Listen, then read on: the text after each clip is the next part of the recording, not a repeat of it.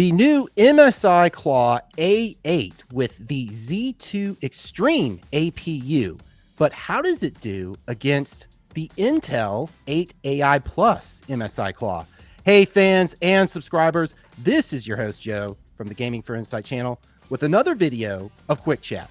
The topic, the new MSI Claw A8 versus the 8 AI Plus. Here we have the Silicon Foxx from Computex still there on the ground.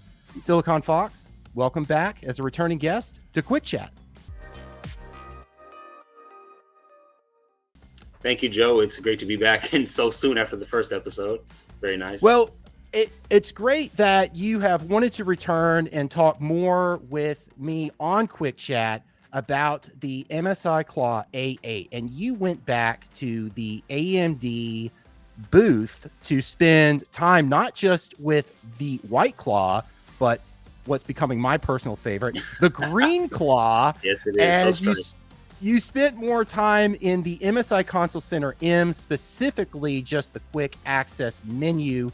You discovered more about the scenario settings and the FPS limiter as well. What more can you share about the quick access menu? So not too much beyond that. From the videos I shared with you, I know you saw that like a lot of it is still locked down or features aren't working itself.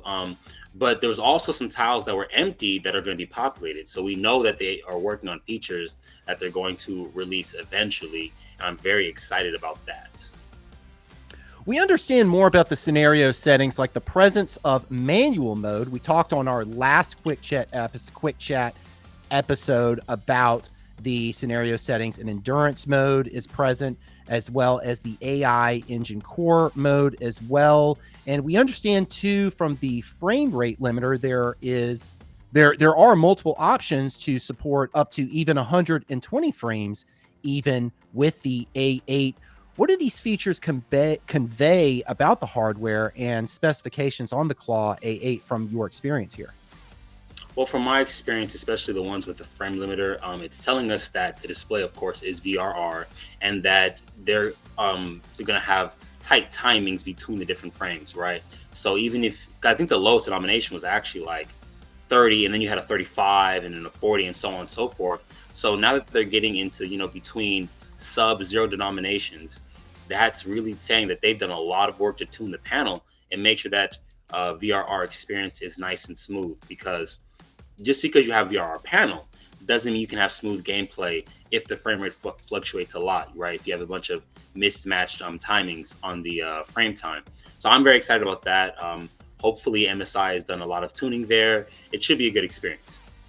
It sounds like there's extended compatibility with the different refresh rates that are supported. And that in combination with Radeon Chill mode on an AMD handheld, that could work out really nicely for extending battery life and having smooth gameplay as well. There is a similar experience with the UI that you discovered when comparing the MSI Claw A8 and the 8 AI Plus. Say that 10 times, probably will mess that up at some point. Extending to, for example, the familiar PC game bar integration with the quick access menu. You took a look at that deeper, even the version number. Based on your hands-on experience with the A8, will it eclipse the 8 AI Plus, or is there still room for a claw-based Intel handheld? That's a very good question. I believe there still is room, but the problem is not from MSI, it's from Intel. Because I think people have forgotten, but Lunar Lake is the last of its kind. It was a one-off design.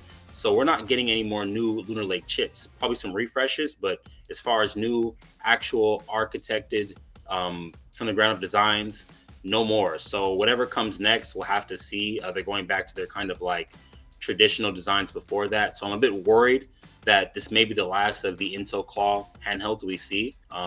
Hopefully not, but I think that's the key people are missing. MSI would love to have an Intel and AMD line. They're huge Intel partners. But if Intel doesn't make any more chips that can fit into these chassis and can scale down efficiently, well, then that's kind of the end of Intel handhelds from them.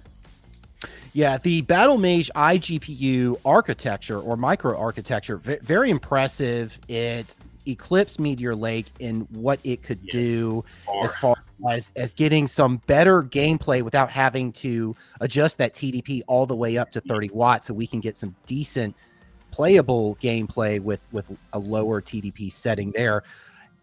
My last question for you, the Claw A8, we understand it has 24 gigabyte memory, while the 8 AI Plus has 32 gigabyte memory. So the former Claw has more memory than this newer Claw here.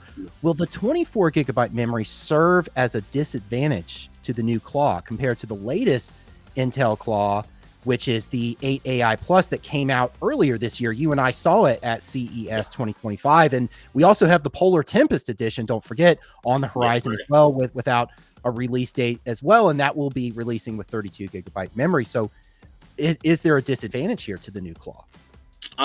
There will be under select circumstances. It's really going to be games that are memory intensive, essentially, right? I think some people think like, okay, if I have more system memory, I can dedicate more to the iGPU, but that's not always the move. You know, now that we've had updates to a lot of these game engines, a lot more software is becoming more intelligent in how it essentially asks for memory from the system, figuring out if you have like a iGPU or APU versus a discrete card.